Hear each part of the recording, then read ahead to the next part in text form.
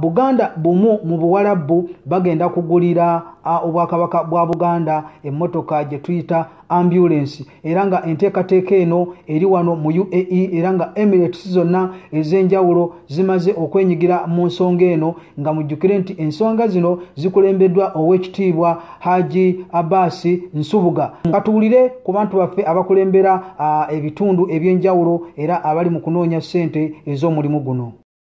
Assalamu alaikum wa rahmatullahi wa barakatuh. Balamusizzaako bannayuganda abawangalira mu UAE. Amannya n'eddoboozi pitibwa Umaru Nsubuga, akolanga omuwanika ku ambulance project. Tulina project egenda mu maaso nga tusonda okugula ambulance tugiweeyo ku bantu baffe mu Uganda ebeere nga eyambako nga bwe tukimanyi nti facilities zaffe mu butuufu mu ggwanga lyaffe zibuliramu ddala era nkunga bannayuganda mwenna abawangalira mu UAE nti tujjumbire omulanga guno ogwa ambulance project.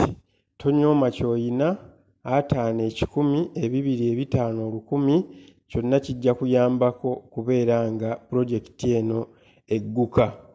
Nsangibwa mu Dubai kusabuka mu ofiisi y'omwami wa Kabaka omwami Abbas Nsubuga ku Coastline 301.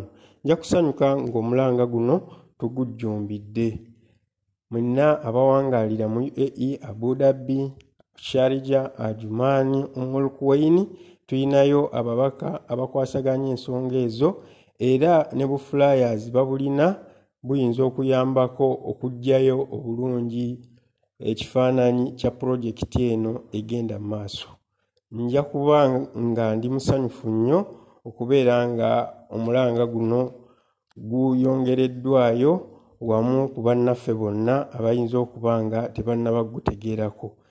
Assalamu alaikum wa rahmatullahi wa barakatuh. Irash Al-Kaima tulinayo omukulu gwe bayita Lukyamuzi Haruna era nga oyo yakwata ensimbi n'okuzinoonya mu bantu abe Lash Al-Kaima. Mu kitundu ekya Sharjah tulinayo omukungu Ismail Kamoga era nga naye ye ssentebe ate era nga yakulimbira abantu bassabassajja Kabaka mu kitundu ekyo ekya Sharjah oba Emirate ya Sharjah. Amannya n'eddoboozi nze Kamoga Ismaila era nga nze omumyuka omubaka atwala ekitundu kye Sharjah mu Buwarabu. Akakiiko k'omubaka wa Buwarabu kalina enteekateeka nnyingi nnyo ezigenda mu maaso era nga emu ku yo enteekateeka y'okubeera nga tuddiza abantu baffe nga tubawa eddwaliro eritambula oba yinaandise nga ambulance.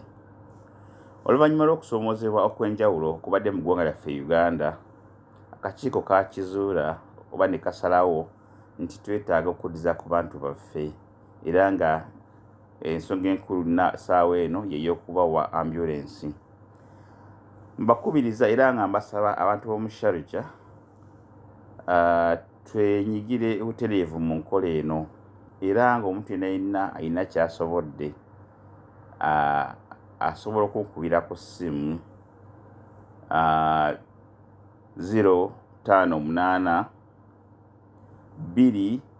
209 1309 058 209 1309.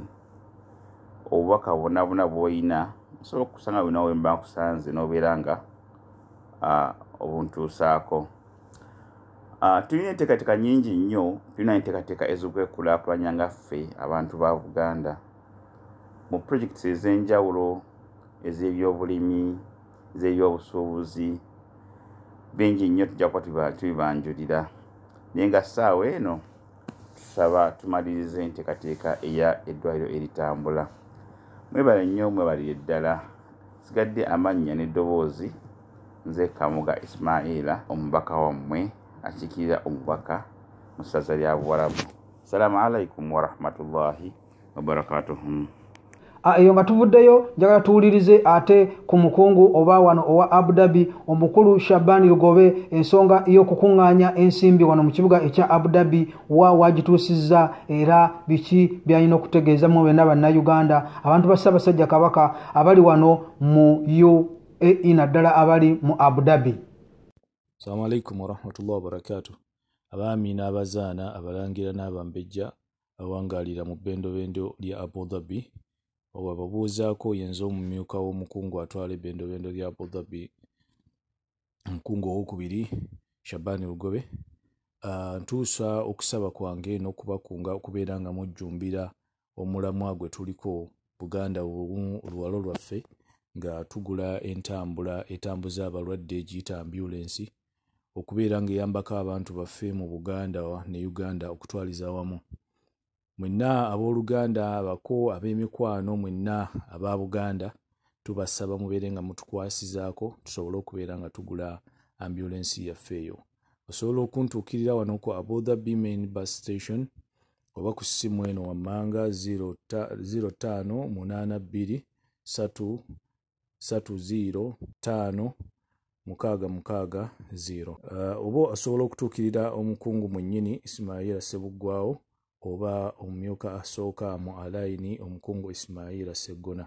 Mwebale nnyo mwebalire dda.